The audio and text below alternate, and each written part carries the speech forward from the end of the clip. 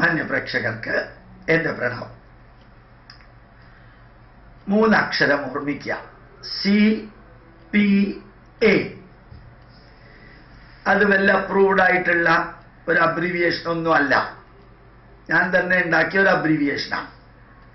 Comparative psychological analysis. Comparative psychological analysis.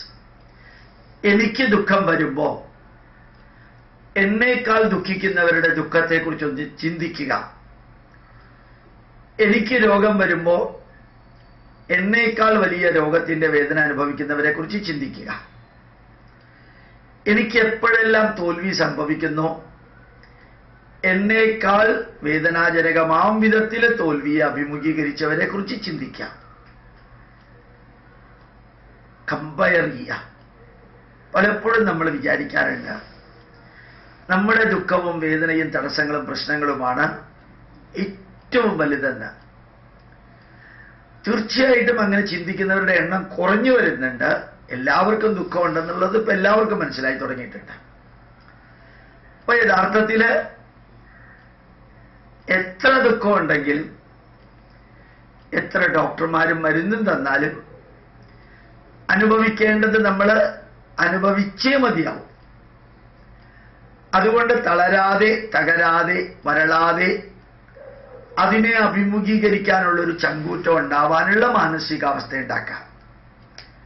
ശപിച്ചും വേദനിച്ചും ദുഃഖിച്ചും ജീവിക്കുമ്പോൾ അതിൻ്റെ നെഗറ്റീവും ഈ നെഗറ്റീവിൻ്റെ നെഗറ്റീവും കൂടി അനുഭവിക്കേണ്ടി വരും. അതുകൊണ്ട് എന്നും ഓർമ്മിക്കാനുള്ളത്, എൻ്റെ പരാജയം എന്നേക്കാൾ പരാജയപ്പെട്ടവന്റെ പരാജയം. Comparative psychological analysis, CPA. Comparative psychological analysis. ഏത് കാര്യത്തിൽ ഫസ്റ്റ് റാങ്ക് പ്രതീക്ഷിച്ചവന് 15ാമത്തെ കിട്ടിയുള്ളൂ എങ്കിൽ അതിൻ്റെ 7 അയൽവക്കത്ത് വരാത്തവൻ നല്ലോണം പ്രയത്നിച്ചവനുണ്ടാവും. അവന്റെ ദുഃഖം ചിന്തിക്കാം. ഒരു കുട്ടിയും ഇല്ലാത്തവര് കുട്ടികളില്ലല്ലോ എന്ന് വേദനിക്കുമ്പോൾ കുട്ടികളുമില്ല മാരകമായ രോഗവുമുള്ളവരെ കുറിച്ചൊന്ന് ചിന്തിക്കാം. കുട്ടികൾ ഉണ്ടായിട്ട് ആ കുട്ടികൾ പലതരത്തിലുള്ള രോഗം വന്ന് അനുഭവിക്കുന്ന ആ മാതാപിതാക്കളുടെ മാനസികാവസ്ഥ ചിന്തിക്കാം. എന്നെ ആരും അഭിനന്ദിക്കുന്നില്ലല്ലോ എന്ന് ചിന്തിക്കുന്നവര് അഭിനന്ദിച്ച് അവഹേളിക്കപ്പെടുന്ന പലരുടെയും അവസ്ഥ ഒന്ന് ചിന്തിക്കാം.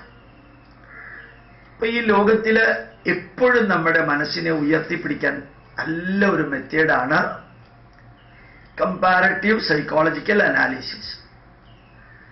ശരിക്കും മഹാഭാരതത്തില് ദ്രൗപദിയെ കാട്ടിൽ വെച്ച് 13 വർഷത്തെ യാത്രയിൽ കാണാതെയായപ്പോൾ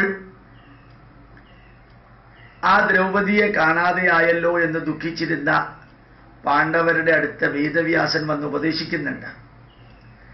അല്ലയോ ധർമ്മപുത്ര, നീ വളരെ വിഷമിച്ചിരിക്കുന്നു, കാരണം എന്താണ്? ഇപ്പൊ ധർമ്മപുത്രർ പറയുന്നു, ഞങ്ങൾ അസത്യവും അധർമ്മവും അനീതിയും അന്യായവും ജീവിതത്തിൽ ചെയ്തിട്ടില്ല. ഞങ്ങളുടെ ചിന്തയിലോ വീക്ഷണത്തിലോ പോലും തിന്മകളില്ല. എന്നിട്ടും ഞങ്ങൾക്ക് എന്താണ് ഇത്രയധികം ദുരിതം, വേദന, ബുദ്ധിമുട്ടുകൾ ഉണ്ടാവുന്നത്? ഒരിക്കലും തിന്മ ചെയ്യാത്തവരാണ് ഞങ്ങൾ. ഇത്രയധികം നരകയാതന എന്തുകൊണ്ട് ഞങ്ങൾക്ക് അനുഭവിക്കേണ്ടി വരുന്നു? വേദവ്യാസൻ മറുപടി കൊടുത്തത് വേറെ രീതിയിലാണ്. അല്ലയോ യുധിഷ്ഠിര, പണ്ട് ത്രേതായുഗത്തില് മര്യാദാ പുരുഷോത്തമനായ ശ്രീരാമൻ ജനിച്ചിരുന്നു. ദശരഥന് പുത്രന്മാരില്ലാതെ വളരെയധികം ദുഃഖിച്ച് പുത്രകാമേഷ്ടി യാഗം ചെയ്ത് അതിലെ പ്രസാദത്തിൽ നിന്നുണ്ടായവരാണ് നിങ്ങളെല്ലാവരും. ആ നിങ്ങൾ ധർമ്മമായിട്ടുള്ളതേ ചെയ്തിട്ടുള്ളൂ എന്ന് ദശരഥനറിയാം, രാമനറിയാം, ലക്ഷ്മണനറിയാം, ഭരതനറിയാം, അതേപോലെ എല്ലാവർക്കും അറിയാം.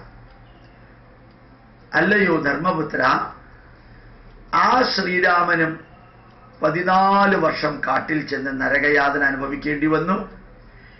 ആ ശ്രീരാമന്റെ ധർമ്മപത്നി ശ്രീരാമനെ ഈശ്വരനായിട്ട് കണക്കാക്കിയിരുന്ന സീതാദേവിയെ രാവണൻ അപഹരിച്ചുകൊണ്ടുപോയി. അപ്പോൾ ഈശ്വരൻ മനുഷ്യനായിട്ട് അവതരിച്ചാലും ഈ ദുഃഖങ്ങളെല്ലാം ഉണ്ട്. അതേപോലെ നിങ്ങൾക്കും ജീവിതത്തിൽ ദുഃഖങ്ങളുണ്ട്. നന്മ ചെയ്തവർക്കും ദുഃഖങ്ങളുണ്ട്, ഇന്റൻസിറ്റി കുറയും.